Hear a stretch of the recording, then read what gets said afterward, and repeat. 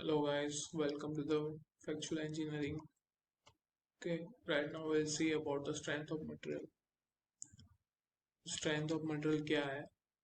Introduction में आप देखोगे कि स्ट्रेंथ ऑफ मटेरियल एक इंजीनियरिंग की जो ब्रांच है, ओके, जो इंजीनियरिंग साइंस की बात कर ले आप, यानी कि मटेरियल के अंदर क्या प्रॉपर्टीज है, ठीक है, वो सब के बारे में जो डील करते हैं, ठीक है, उसके अंदर का कितना इंटरनल रेजिस्टेंस क्या है, उसका इंटरनल फेलियर क्या है, इंटरनली कितना स्ट्रेस डेवलप हो रहा है, ठीक है, वो सब बिहेवियर हम लोग स्ट्रेंथ ऑफ मटेरियल में स्टडी करते हैं। यानी जैसे कि हमने इंजीनियरिंग मैकेनिक्स में देखा था कि हम लोग एक्सटर्नली क्या रिएक्शन लगता है, एक्सटर्नली फोर्स के बारे में पढ़ रहे थे।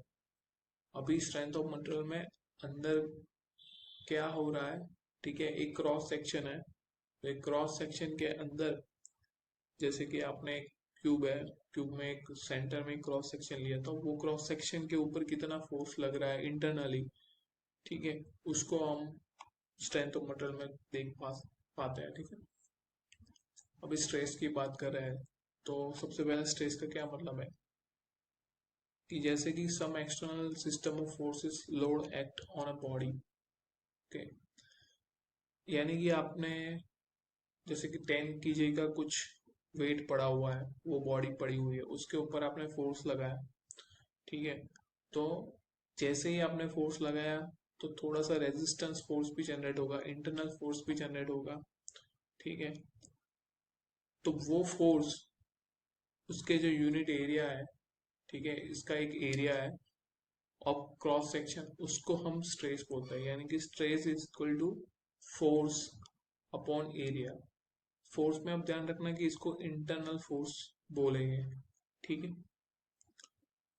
भी ये इसका यूनिट है, ऐसा ही अंदर के अंदर इसका पास्कल बोलता है, एक पास्कल यानी 1 न्यूटन पर मीटर स्क्वायर, ठीक है। अभी ये चीज ध्यान में रखना है, इसके ऊपर बहुत लोग कंफ्यूज होते हैं कि भाई मीटर, जब भी आप मीटर से mm² में कन्वर्ट करो, ठीक है, क्योंकि 1 metre is equal to 1000 mm, okay, तो और वो भी स्क्वायर के अंदर है, ठीक है, तो 10⁻³ यानी वो 10⁻⁶ हो जाएगा ऑटोमेटिकली, यानी कि जहां पे भी 1 × 10⁻⁶ है, वहां पे 1 न्यूटन पर mm² आएगा, जहां पे 1 × 9 10⁻⁹ है, ठीक है, वहां पे 1 kN यानी कि 1 × 10⁻³ आएगा, ठीक है। स्ट्रेन के बारे में बात करें तो स्ट्रेन क्या है, स्ट्रेन यानी कि जब भी बॉडी के ऊपर फोर्स लगता है तो थोड़ा सा डिफॉर्मेशन होता है, यानी कि आपने 10, जैसे कि कोई एक आप रेक्टेंगुलर स्क्वायर बार ले लो, ठीक है, वो स्क्वायर बार के ऊपर आपने थोड़ा सा फोर्स लगाया, उसकी हाइट, उसकी लेंथ सॉरी, वो थोड़ा सा इंक्रीज हो गया, एक्चुअली इसकी जो लेंथ इंक्रीज होती है तो बहुत ही नॉमिनल होती है, 0.001 माइक्रोन के अंदर होती है, ठीक है, तो यानी कि स्ट्रेन का मतलब है कि change in length of the body divide by the original length of body, ठीक है, यानी कि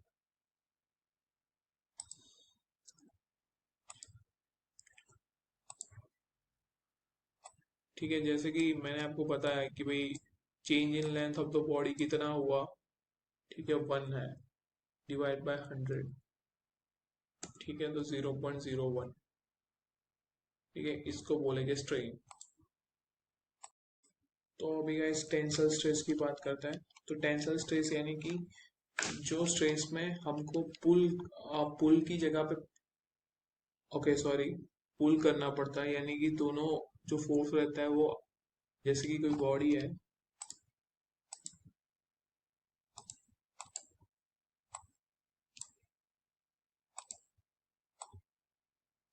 जैसे कि इस तरह से बॉडी है, ठीक है, बाहर की साइड, इस तरह से बाहर की साइड फोर्स लग रहा है, ठीक है,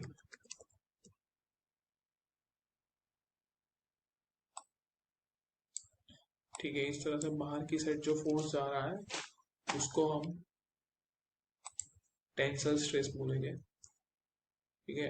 कंप्रेसिव में उल्टा रहेगा, पुश रहेगा पुल की जगह पे। ठीक है। जो उसकी लेंथ का डिक्रीजन, यानी कि इसमें लेंथ क्या है कि ज्यादा रहेगी, लेंथ एक्सटेंड रहेगी। इसके अंदर लेंथ डिक्रीज होगी। ठीक है। बट लेंथ डिक्रीज होने के बावजूद, ठीक है, जब भी लेंथ डिक्रीज होती है तो आपको एक चीज ध्यान में रखनी होगी कि जो बॉडी का जो शेप है उस, यानी कि दो तरह का लेंथ रहता है, एक लीनियर और एक लेटरल। ठीक है। एक मिनट आपको समझा देता हूँ।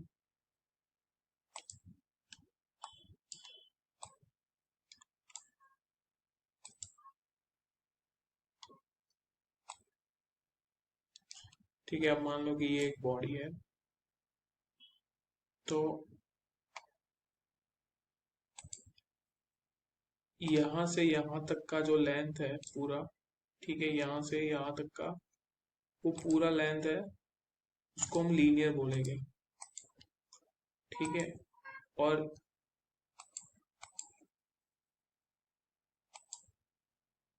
यहाँ से यहाँ तक का जो लेंथ है उसको हम लेटरल बोलेंगे।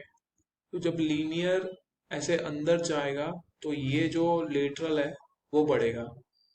ठीक है।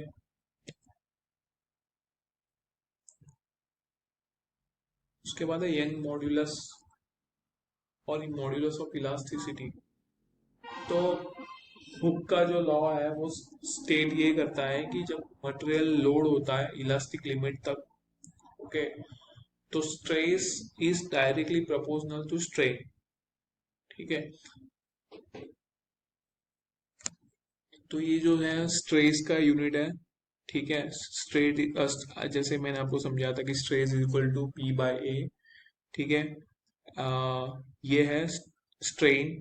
ठीक है। स्ट्रेस और स्ट्रेन एक दूसरे के डायरेक्टली प्रोपोर्शनल है। तो सिग्मा का क्या मतलब है, पी बाय ए। ठीक है। और स्ट्रेन का मतलब है डेल्टा एल बाय एल। तो एल ऊपर चला गया। ठीक है। ई है जो कांस्टेंट है, प्रोपोर्शनलिटी, उसको यंग मॉड्यूलस और मॉड्यूलस ऑफ इलास्टिसिटी बोलता है। ठीक है। जब स्ट्रेस स्ट्रेन कर्व की बात आएगी तब मैं आपको एक्सप्लेन करूंगा कि स्ट्रेस स्ट्रेन कर्व क्या होता है, कि जब भी मटेरियल मटेरियल के ऊपर एक टेस्ट होता है, ठीक है, यानी कि लाइव टेस्ट रहता है मटेरियल के ऊपर, उसमें एक टेस्टिंग मशीन रहती है। ठीक है। वो जब अ, एक रॉड जैसे कि लगाया, उसको मैंने खींचा, तो जब उसका स्ट्रेस स्ट्रेन रिलेशन डेवलप होगा तो सबसे पहले अपने को मिलेगा प्रोपोर्शनल लिमिट। यानी कि जैसे ही मटेरियल को इलास्टिक लिमिट तक हमने छोड़ा वो वापिस आ जाता है। ठीक है। उसको प्रोपोर्शनल लिमिट बोलता है। ठीक है। उसके अंदर कोई चेंजेस नहीं होता। जो स्ट्रेस एंड स्ट्रेन होता है वो एक दूसरे को डायरेक्टली प्रोपोर्शनल रहता है, यानी कि दोनों का वैल्यू सेम रहता है, एक ही स्टेप पे रहता है।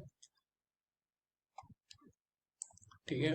मैं जब उसका ग्राफ में एक्सप्लेन करूंगा तब जाके हम लोग ये बात करेंगे।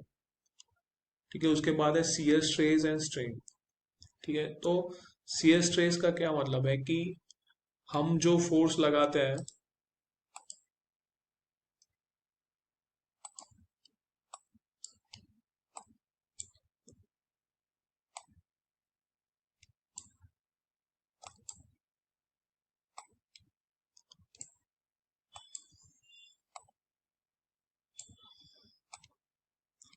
ठीक है, ये जो फोर्स हम एक्सियली लगाते हैं, ठीक है, ये जैसे कि हम लोगों ने अभी टेंसाइल लगाया, या फिर हम लोगों ने इस तरह से, 1 मिनट, कंप्रेसिव लगाया। ठीक है। तो इस तरह से टेंसाइल और कंप्रेसिव फोर्स रहते हैं। ठीक है। ये इसका रिलेशन है पी बाय ए। पर एक दूसरा भी फोर्स रहता है जिसकी वजह से इसका डिफ्लेक्शन, जैसे कि ये जो शेप है, ये शेप के अंदर थोड़ा सा चेंज हो जाता है, यानी कि ये जो लाइन है वो हट के यहाँ पे आ जाती है इस तरह से। ठीक है।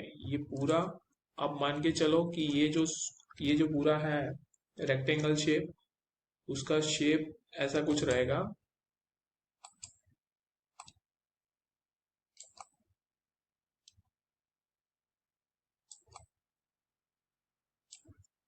ठीक है, इस तरह से इसका पूरा शेप चेंज हो जाएगा, क्योंकि इसके ऊपर यहाँ पे फोर्स,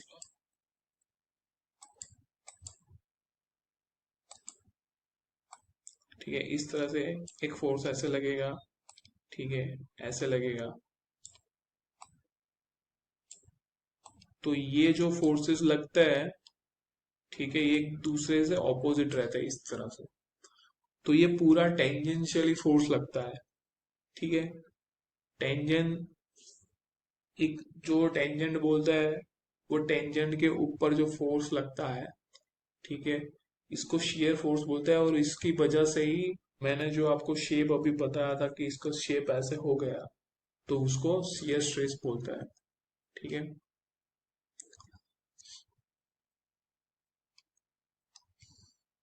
अभी सेम जो स्ट्रेस होता है उसी तरह से शियर स्ट्रेस और शियर इलास्टिक मॉड्यूलस मैंने आपको बताया, इसी तरह से शियर मॉड्यूलस भी रहता है। ठीक है, ये टाउ है, ठीक है, और ये शियर स्ट्रेन है फाई।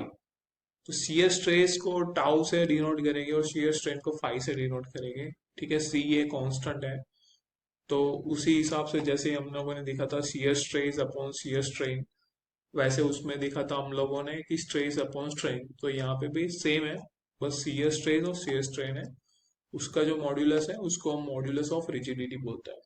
ठीक है, अभी एक यहाँ पे आप टॉपिक देख पा रहे होगे, ये टॉपिक है stress in bar due to its own weight. ठीक है, यानी कि खुद का जो वेट रहता है उसकी वजह से एक स्ट्रेस बार के अंदर जनरेट होता है। ठीक है, तो ये एक बार है, उसका एल लेंथ है, डी डायमीटर है, ऊपर से उसको फिक्स किया हुआ है। ठीक है, अभी इसमें लिखा हुआ है कि the stress of any section, यानी कि कोई भी सेक्शन, अभी इसने ये वाला सेक्शन लिया है, ठीक है, वहां पे जो स्ट्रेस जनरेट हो रहा है ये सेक्शन के ऊपर, वो इट्स, यानी कि इसका पूरा वेट प्रोपोर्शनल रहता है distance from the free and. यानी कि ये जो इसका ये यहाँ पे फिक्स किया गया है, यहाँ का एंड है फ्री है, तो यहाँ से ये एक्स डिस्टेंस के ऊपर है। ठीक है, तो therefore the stress at distance X, ठीक है, is equal to W into X. ठीक है, तो वेट, ये इसका वेट है और ये इसका डिस्टेंस है। अभी total elongation of the bar, ठीक है, delta L is equal to W L square by two E. ठीक है, यानी weight per unit volume, L is the length, ठीक है, E is the modulus of elasticity. ठीक है, जब इसके अंदर कॉनिकल बार रहेगा, ठीक है, ये तो स्ट्रेट बार है, कॉनिकल बार में क्या है कि नीचे से थोड़ा छोटा रहेगा, ऊपर से बड़ा रहेगा, तो कॉनिकल शेप जनरेट होगा। उसमें भी सेम चीज है, बट उसका इक्वेशन है W L square upon six C. अभी ये इक्वेशन कैसे आया वो मैं आपको पूरा डिटेल में एक्सप्लेन करता हूँ। ठीक है guys, hello guys, welcome to the strength of material. तो लास्ट टाइम हम लोगों ने ये वाला चीज देखा था कि stress of bar on weight के कैसे लगता है। ठीक है, इसका एक्सप्लेनेशन मैंने ये बुक में से मैं आपको दे रहा हूँ। ठीक है, so deformation of body due to self weight, तो इसमें भी इस हिसाब से आप देखोगे तो ये एक राउंड बार है। ठीक है, क्रॉस सेक्शन एरिया ए है, ई यंग मॉड्यूलस है और स्पेसिफिक वेट है। अभी स्पेसिफिक वेट क्या होता है कि जैसे कि बॉडी का वेट आप देखोगे कि 20 kg 30 kg ऐसा हो सकता है, बट हर एक मटेरियल का एक स्पेसिफिक वेट रहता है। ठीक है, जैसे कि माइल्ड स्टील है, एस एस स्टेनलेस स्टील है, ठीक है, एल्यूमिनियम है, तो उसका एक स्पेसिफिक वेट रहता है। ठीक है, क्योंकि आपने देखा होगा कि बॉडी का वॉल्यूम सेम रहेगा, जैसे कि एल्यूमिनियम का सेम रहता है, पर उसका वेट अलग रहता है। स्टील का वॉल्यूम सेम रहता है पर उसका वेट अलग रहता है, स्टील हैवी रहता है, एल्यूमिनियम का वेट कम रहता है, तो उस हिसाब से स्पेसिफिक वेट डिफाइन किया जाता है। ठीक, स्पेसिफिक वेट जो होता है वो मोस्टली उसके जो एटम्स का मॉलिक्यूलर स्ट्रक्चर है, ठीक है, एटम्स का जो मॉलिक्यूलर स्ट्रक्चर रहता है उसके ऊपर डिपेंड करता है। ठीक है, अभी अ, इसमें आपने देखा कि जो फोर्स लग रहा है वो है specific weight into area into the distance. ठीक है, अभी इलोगेशन आपने देखा कि stress is equal to strain. ठीक है, यानी कि sigma is equal to P by A. तो यहाँ पे आप देख रहे हो कि पी बाय ए यहाँ पे आपको दिख रहा है। ठीक है, अभी यहाँ पे एल बाय ई कहाँ से आया, तो ये आया, हम लोगों ने देखा था कि स्ट्रेन का इक्वेशन देखा था कि डेल्टा एल बाय एल। ठीक है, तो स्ट्रेस और स्ट्रेन प्रोपोर्शनल है यंग मॉड्यूलस। ठीक है, तो वो दो इक्वेशन आप कंपेयर करोगे तो यहाँ से ये delta L is equal to P L by A ही आ जाएगा, आप एक बार चेक कर लेना। ठीक है, यहाँ पे पी की वैल्यू मैंने रख दी, एल लेंथ, अभी मैं ये छोटा सा क्रॉस सेक्शन है इसीलिए मैं यहाँ पे dx ले रहा हूँ, ए इंटू ई, ए और ए कैंसिल हो गए। ठीक है, W specific weight into X into D X divide by E. अभी आप देख रहे हो कि इसका लेंथ कितना है। ठीक है, एल लेंथ है, हमको क्या करना पड़ेगा कि पूरा सम करना पड़ेगा कि ये तो क्या है कि छोटा सा क्रॉस सेक्शन है इसीलिए हमने dx लिया, पर हमको पूरा ये बार है उसका चाहिए, यानी कि 0 to L करना पड़ेगा। इंटीग्रेशन किया w into X into D x, W और ई कॉन्स्टेंट है बाहर, हमने ले लिया x इंटू डी एक्स। ठीक है, अभी एक्स स्क्वायर बाई टू आ जाएगा, ये इक्वेशन है, जैसे कि x रेस टू एन है तो x is equal to X raise to N plus one upon N plus one, ये इंटीग्रेशन का इक्वेशन है। उस हिसाब से यहाँ पे वन प्लस वन हो गया तो X raise to two divide by two, 0 to L, और w बाई ई, एक्स की जगह पे l लिया है हमने तो w L square by two E, that is the equation. अभी w क्या है, स्पेसिफिक वेट है, ठीक है ना, बट हमको चाहिए पूरा टोटल वेट का इक्वेशन चाहिए, तो क्या रहता है। ठीक है, तो मीन्स जो पूरा वेट रहता है, जैसे कि पूरा वेट रहेगा, इसके अंदर बहुत छोटे छोटे से वेट रहेंगे, स्पेसिफिक वेट्स रहेंगे। ठीक है, तो हम लोग कैसे निकाल सकते हैं, जब स्पेसिफिक वेट को हमने वॉल्यूम के साथ वॉल्यूम में कन्वर्ट कर दिया, जैसे कि एक स्क्वायर बॉक्स है 1 मीटर बाय 1 मीटर का, उसका एक छोटा सा है में। ठीक है, मेरे को वही को मैं पूरे वॉल्यूम के साथ मल्टीप्लाई करता हूं तो मेरे को पूरा 1 बाय 1 का वॉल्यूम मिल जाएगा। तो इस हिसाब से ये टोटल वेट डिफाइन होता है।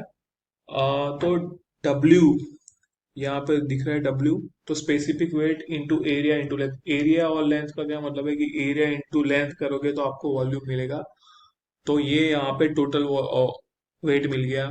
तो W की जगह पे मैंने यहाँ पे लग दिया W, और WAL। ठीक है, WAL की जगह पे आ गया यहाँ पे एल स्क्वायर का एल हो गया, और जो ए है वो नीचे आ गया। ठीक है, आपको सिर्फ ये वैल्यू रखनी है, W is equal to W by A L, यहाँ पे W की जगह पे W बाई ए एल मैंने रख दिया, आपको ये इक्वेशन मिल जाएगा। ठीक है।